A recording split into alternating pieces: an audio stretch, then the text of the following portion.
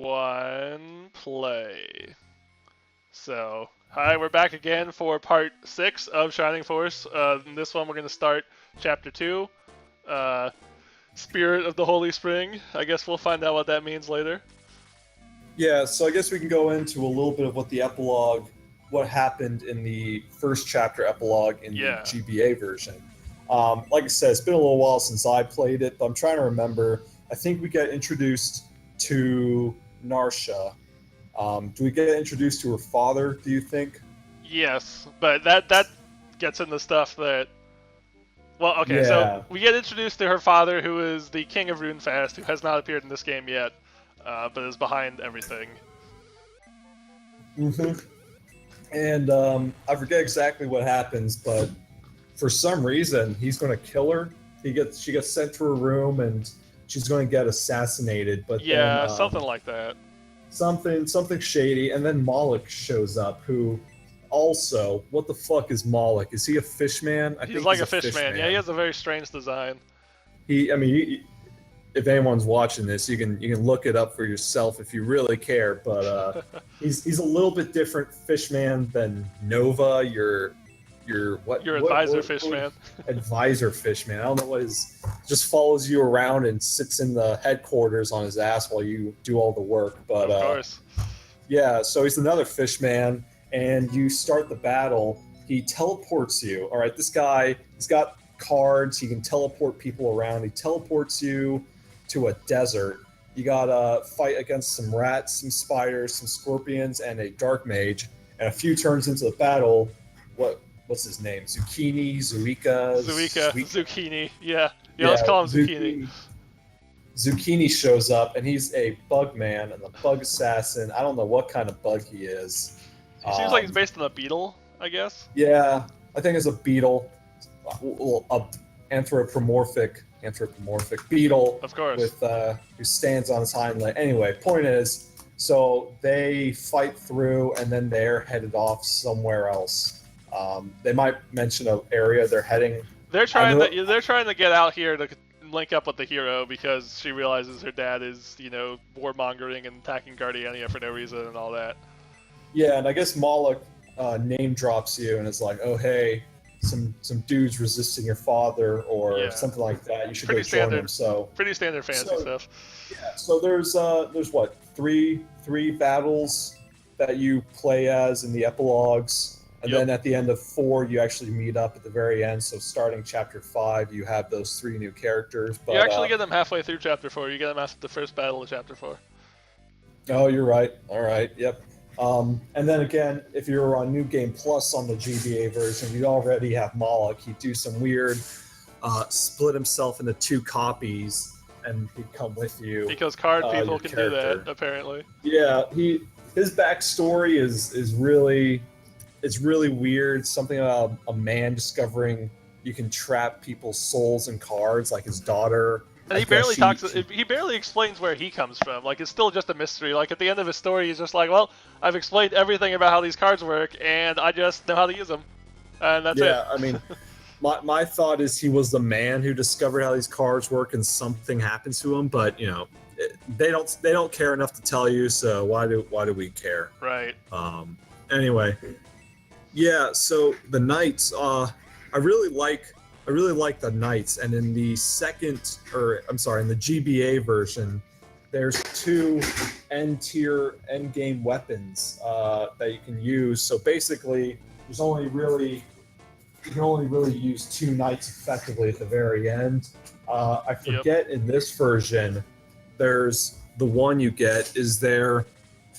I think there's a cursed one. I'm gonna have to look. Right? I know he added some items, like he added an even better archer arrow, so the archers kept up with the pack a little bit. He might have added another weapon so that knights can also be you can viably use 2 knights, but I have to look that up. It's all listed out somewhere. It's not relevant yet, so I haven't really looked into it. No, but in the GBA version, there's a clear bonus weapon you get for doing a battle after a certain time, and it's the best. It's the best Dragon Slayer. The Dragon Slayer, it's his lance. It's the best knight's weapon in the game. But if it's not in this version, you've only got the one. So I guess you can really only use one knight. And that's the weirdest thing is, like you said, there's what 6 or 7 knights maybe. There's there's 6 normal knights and then 2 more special knights. So it's by far the most class that you get, but you only get 1 top tier endgame weapon. So there's 8 knights, but they're all kind of a waste of space because you can only use 1. Yeah, and yeah, like you said, they excel in different stats, but you know, it doesn't really. There's definitely ones who are much better than others in the original game. You know, Ken being at the very bottom of the pack, May being slightly above him, but which one did you use? You can just say their name; it won't be a spoiler. That's true. I always use Arthur. Yeah, it's me always too. such a grind to get him. And that's the thing, I almost never end up using his magic, but I just liked the option. And I'd give him the lance because, you know, he'd have a ranged option and then give him the lance. And the second guy, my second favorite, was probably Ernest. I wanted to like Pele, but I just never ended up training him. Pele. I remember his advantage being he comes and his stats are already like really good, and so he's like kind of instantly usable. But he probably doesn't top out. Yeah, he might fall away towards the end. That's something that'll happen. Like Gong, you know, he's great until you get to where the point in the game where you start promoting people, and then there's really no point in promoting Gong. He's one of those characters. Hans, Tao, they were one of those. I'm gonna have to check. Another one. He might have rebalanced it so Gong has actual usable attack. Well, that's the other thing. I mean, Gong doesn't have a weapon, and there's very few characters in this game that don't have a weapon, but the other ones can do a whole lot more damage, and it's not such big a deal. But for Gong, he gets outclassed easily. It feels like he doesn't even gain attack points after promotion, and it's like, well, his magic pool is smaller than the other healers, and he's just as bad at attacking, so why would I ever use him again? Yeah, exactly. He tries to be the, you know, mix of classes, jack of all trades, master of none trope, but he just excels at nothing, and everyone else exceeds him in their own specialization. That's why I like Narsha so much, the character you won't see in this, because she's a much better Gong. She's got same kind of shitty attack, but a lot better support moves, a much better healing move. Her mana pool, you know, magic points they're way longer than the health points. So that said, Gong is a total badass for like the first 3 chapters. Oh yeah, definitely. Again, you know, you're saying that maybe arrows are better against flying enemies. Gong, I don't know. I don't understand how it makes sense, but that guy can punch a bat out of the sky every single time I use him. His fists, they find you. They find you somehow. Jack, did you know that you can actually skip getting Luke, Hans, Tao, Lao, and Ken in the Genesis version? I think I remember that. Yeah, there's some kind of glitch where you push a pedestrian. When you're starting a Guardiania, you get one of those pedestrians, and they have patrol routes, and they're kind of set. But if you stand behind one guy, he'll keep moving down and keep moving down, and you can push him in between the 2 guards. The 2 guards block you from leaving before you've recruited your party, but if you push a guy in between, they'll try and block you, and they'll leave one space open. And then the guy will walk back up, and you can walk through, and you can go access the first fight of the game without any of the 5 supposedly mandatory party members. Yeah, so how does that work exactly? Oh, well, damn, Gong, just take that guy out. Jeez. You can't egress back to Guardiania because you'll have to do the thing all over again. But you can do the first fight of the game. You can recruit Gong, you know, by walking over to Cabin and getting him. And then when you get back to Guardiania the second time, everything's scripted, you know, to the post-Runefast attack. And, you know, it just, like, doesn't realize that it skipped those party members. The game doesn't. Wow, really that's funny. Something.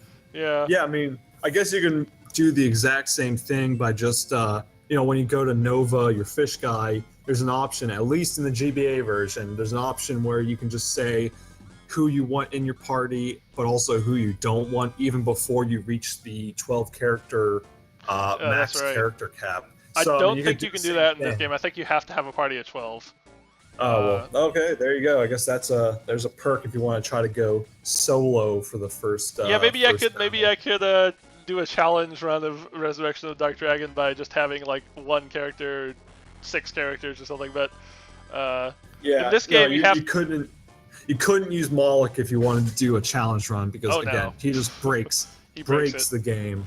And actually, one thing they could have mentioned, but I guess we won't be, is that, like he said, there's cards that Moloch uses, and you collect them all throughout the game. There's some hidden in certain areas, like Gort's card is in his granddaughter or his daughter and her husband's house in a bookcase. And then there's other cards you get from killing enemies, like that Rune Knight at the very first fight, who was the boss of that fight. And if you killed him with your main character, you would get that guy's card. And there's certain fights where there's a special enemy who counts as the boss, and they require a single person to kill him, like the Rune Knight. Only your main character can kill him to get the card. Anyone else takes him out, you don't get it. Right. And so if you're playing the GBA version, you're trying to collect all the cards. There's kind of a few characters that you're going to have to basically keep with you. May and Luke being the best examples in my mind, because there's very, very late game bosses who you have to use them on. Yeah, Luke's boss is in Chapter 8, which is the last chapter of the game. So you basically have to use Luke the whole game to get that card. But it makes sense because that's one of the best cards in the game. It is. And then if you want to do New Game Plus, it's ridiculous because you have all the cards you got your first time through. Moloch joins you right away, and he has access to every card. Now, the only thing keeping him from using the endgame cards is the amount of mana, or I guess the magic points it takes to use them. But he has another ability where he can copy a card and basically become that character. So I would just give him Chris's card, have him copy that, and he would just cast Heal 2 instead of attacking. You go to his attack option, select one of your characters, and he would, quote unquote, attack them with a Heal 2. I forgot about that. That's the reason that I only have one healer, is because Moloch is always my second healer, because I use a couple of cards, he's out of magic points, but now he can be a healer who doesn't need magic to heal because it replaces his default attack. Yeah, and there's so many cards, so many effects. There's some that he can cast nearly every spell with a different character's cards. The different mages each have a different, Tao's card. He uses it. He can cast Blaze. There's more mages you'll get who can use other spells. If he copies your main hero, he can cast that Supernova spell. And you can use Supernova. You have 2 people walking around with basically nuke spells in their back pocket, and he can copy the bosses. You can copy the end game boss once you get enough magic points, and just do a nuke of every character on screen, I think.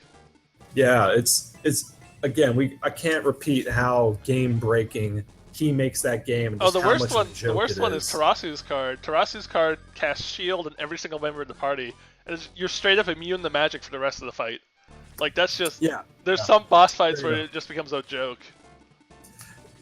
Some bosses that we'll be getting to soon, where they cast devastating magic attacks, and it's just really hard to try to avoid them. But just use that one card, and here you go. These guys are just completely nerfed. You can't get any damage from them. The more I think about it, the more Moloch is the big problem with the game's difficulty curve. Maybe if I did a not using Moloch run, it would be more challenging.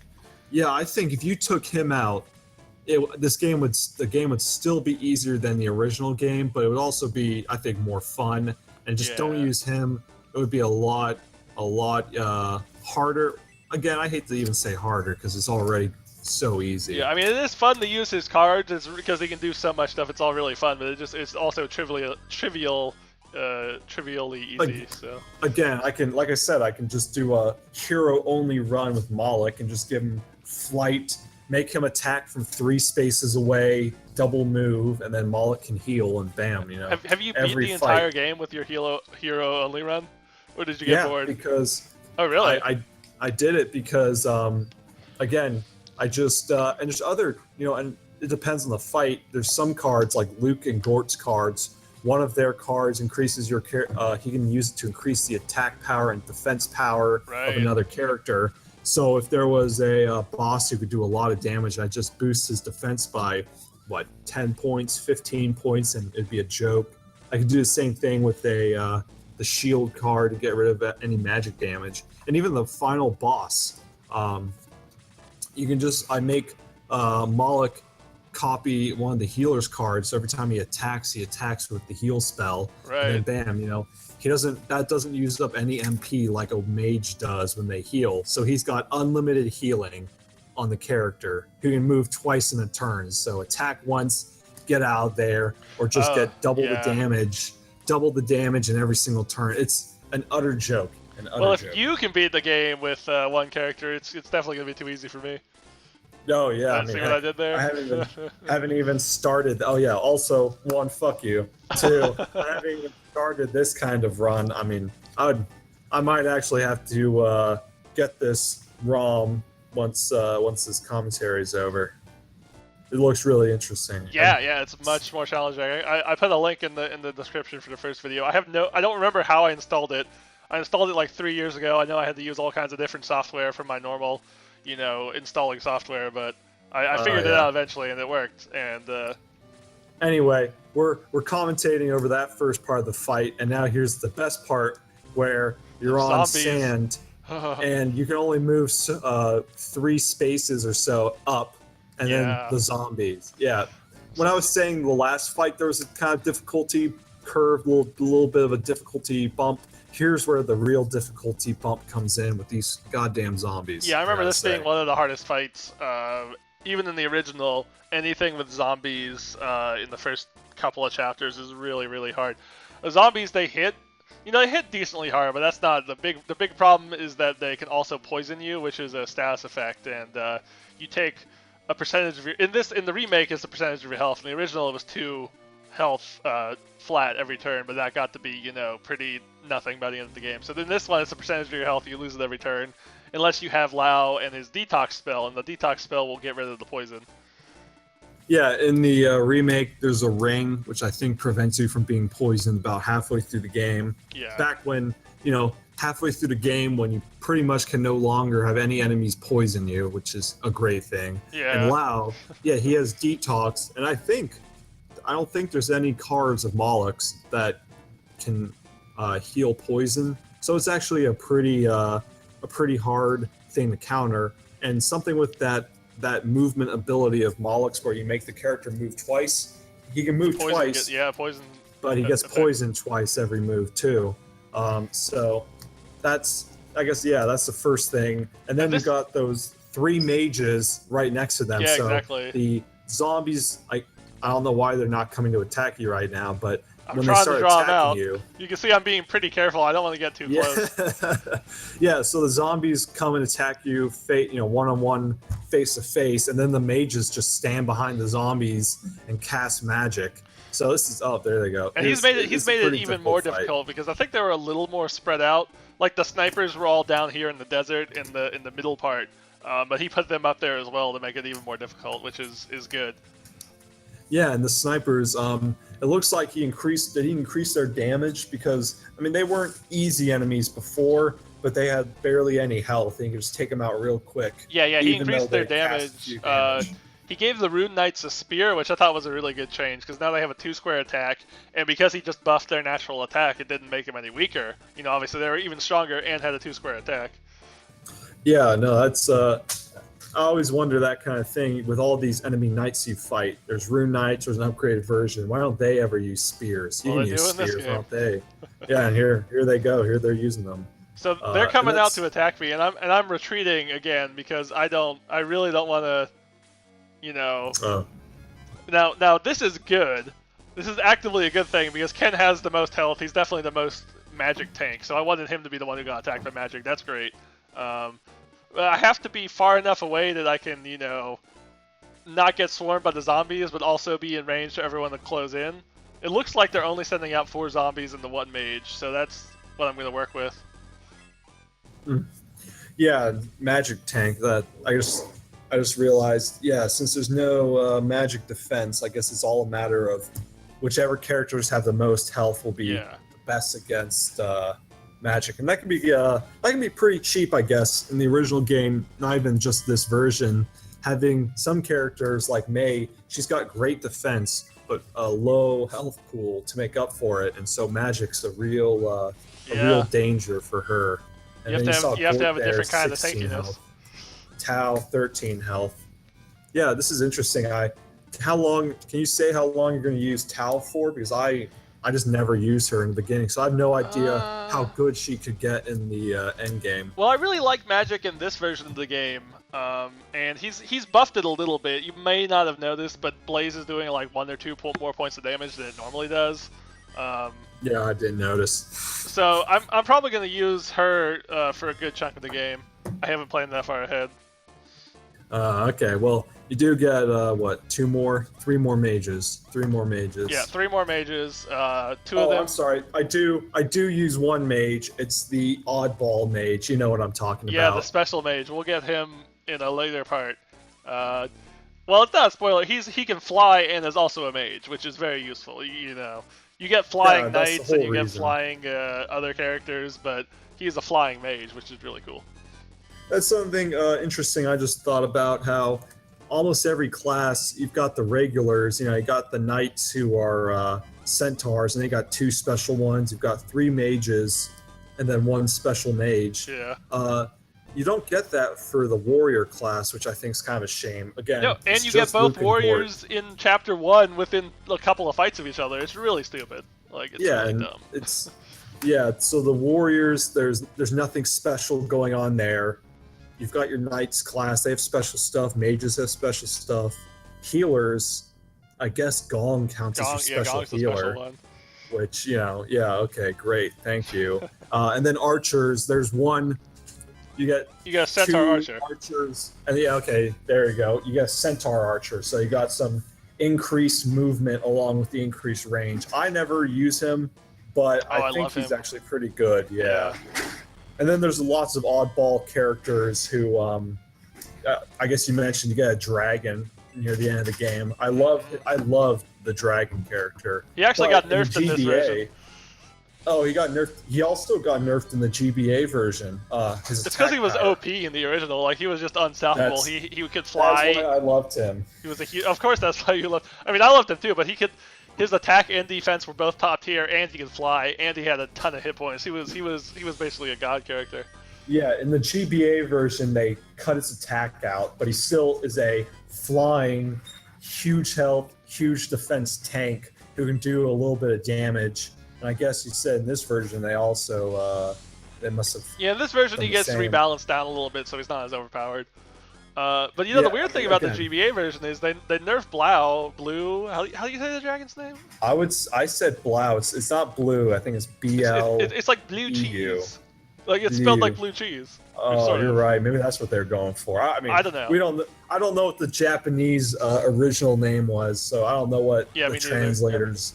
I don't have any idea if they added any kind of jokes in there. But I was gonna say the weird thing about Blue is he got nerfed in the remakes, and you're like, oh, they're gonna rebalance the game, right? But then you have a couple of secret characters who I'll get them. I might not use them, but I'll get them, and they got buffed to hell. Like, they are one of the other many reasons that the remake is super easy. You get a couple of secret characters who are just like, have you used either of them?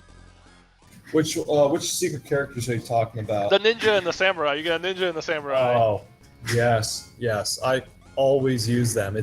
I feel dirty. I honestly feel dirty using them, but because they just break the game. They break it wide open. There's so many ways to break the game, but they're so much fun. I'd have to do a lot of self-imposed challenges. Yeah. Oh man. Well, yeah. The one you get in Chapter 6 in the remake, but you got him in Chapter 8 in this game. Yep. And then the other one you get him in Chapter 7 maybe in both games. No, you get him in 5 and 6 instead of 7 and 8. Oh, well. Good God, yeah. Get him sooner, make him even stronger, because the game's not easy enough already. Yeah. I never even thought about looking up for Shining Force sequels. I've never seen gameplay of 2. Do they do a really good job of making the game harder but better? Yeah, I think Force 2 is a much better game. It's still not the hardest. I'd say it's not as hard as this challenge mod, but it's a much more naturally hard game. There's a couple of boss fights that are really, really challenging. and the balancing of when you get characters is much better. Like, you know, in this game you get 3 of your 4 healers right at the beginning, and it makes it super easy. In that one, you get 1 healer at the beginning, you know, you get 1 in the midpoint, you get 1 at the end, like that sort of thing. Okay, yeah. If you I might have you to, have, yeah, get it on. You should get it and play it. You know, it's easily you can get it on the whatever Genesis emulator you might have. Oh, not that we use emulators here. No, well, I mean, I do illegal. own Shining Force. Like, well, I bought the computer game when I was a kid, and I bought the Game Boy Advance game. So you know, whatever. I've paid for Shining Force plenty of times. Well, anyway, I'll have to look up some gameplay for Shining Force 2. I think it's much better. I'm definitely going to play that one. I don't know if there's a challenge mod. I'll have to look into that, but it is pretty difficult on its own. And you can use a lot of different characters. Some of the things they add are like you get 2 ways to promote characters. You can have an item promotion, like you can make a centaur into a Pegasus Knight, a flying knight, or you could just promote them into a paladin, and both are like viable. Well, that's really interesting. Yeah. So are these snipers? I wonder, are they dwarfs too? Because it always looked to me like they had a similar field model to the dwarf. You know, I don't think they're supposed to be. I think it's just like a matter of them reusing models.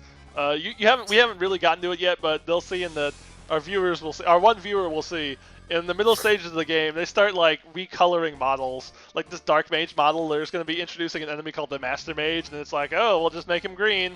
That's the Master Mage. Yeah, and then it's just. I can understand though. I mean, it was early what? It was a simpler time. You know, this game is from 1992, which is the year I was born. Oh jeez. Yeah, I wasn't even born yet. You weren't even born yet when this game came out. Yeah, good God. But well, this battle we've talked over, and now it's almost done. I want to say there's almost. Not too like I talked about the strategy, which was make them come out to me, and that's kind of it. Like, a lot of these fights are pretty simple on the strategy.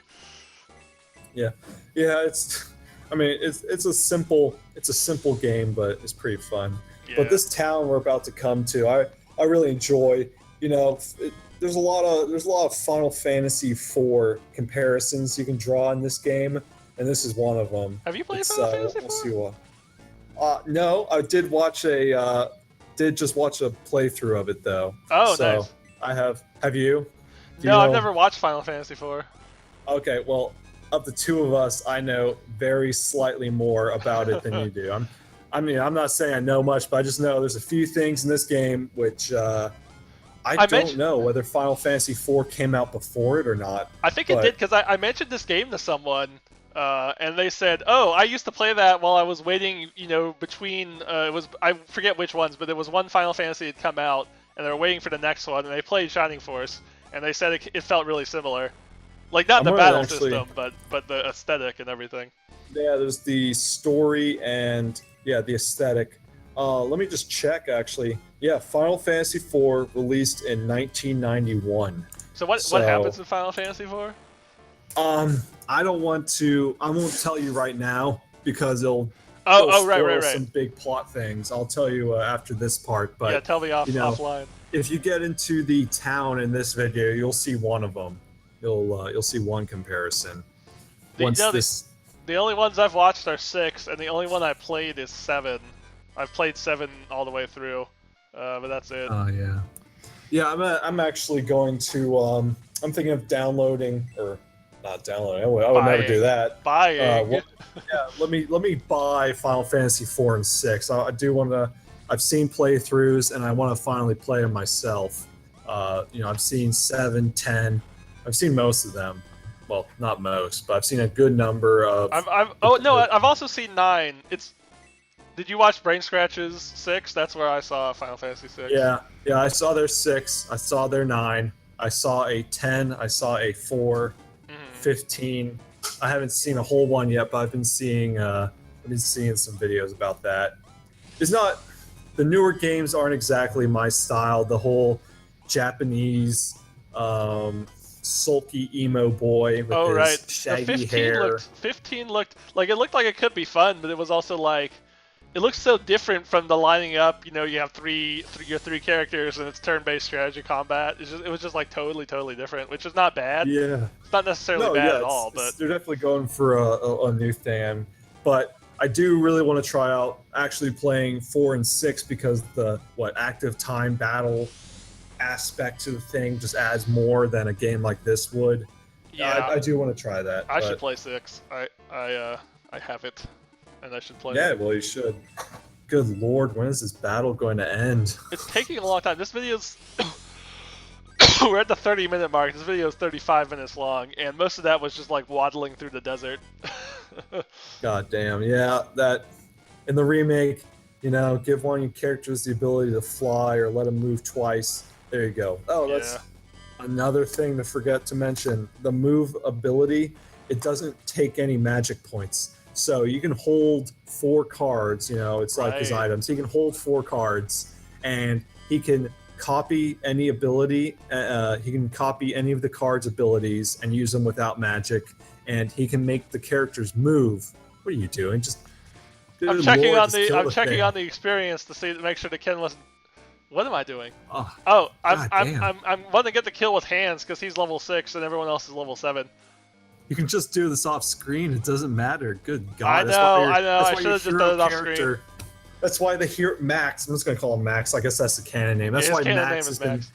That's why Max has been sitting in the back of every single fight like a little, just a coward hiding. Yeah, I do most of my usage of Max off screen because, you know, obviously if he dies, the whole party wipes, and I really don't want to have that happen while I'm recording. That would be very embarrassing. Yeah, but okay, back to Moloch, just real quick. Yeah, so the ability, the move ability to give the character 2 moves every turn, he can use those, all 4 of them. It doesn't require any magic points. So if you have a character's card like Gort, which you can get in the very first chapter, in the first town, after you get Gort, you can just grab that and then, look, Gort can now move twice every single turn. He can cover twice the distance. That's another way you can make this part go a lot quicker. It's much easier for grinding. If I did play Resurrection of the Dark Dragon, I would off-screen have Moloch use the move feature because that thing is so much easier. Oh yeah, just, you know, focus on one guy. I just boost his defense if he was low level, make him move twice, and just send him in every battle. I stole Hans' kill anyway. I decided he was taking way too fucking long to get over there. Oh, finally did. All right, so the comparison I was talking about, this town is a mage town, and in Final Fantasy IV, I forget the name of the town, but there's a whole town of mages that you visit them a couple of times. So there's one comparison. There's more. I may bring them up if we see any more while I'm here, but yeah. Yeah, here's Nova again. Fish dude, out of water. I don't understand it. I don't understand some of these things in this game.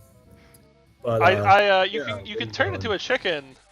Did you do that in Final Fantasy IV? You can turn into a chicken in this town. You get turned into a pig and a frog in Final Fantasy IV. All right, so they were totally stealing that. In this town. Yes. So that's why I hate to say it, but you know, this game came out a year later. There's other things that are pretty similar. Can you look up when the first one of them? Can you look up when the first Fire Emblem came out? Because the whole combat system seems like it's also stolen from Fire Emblem.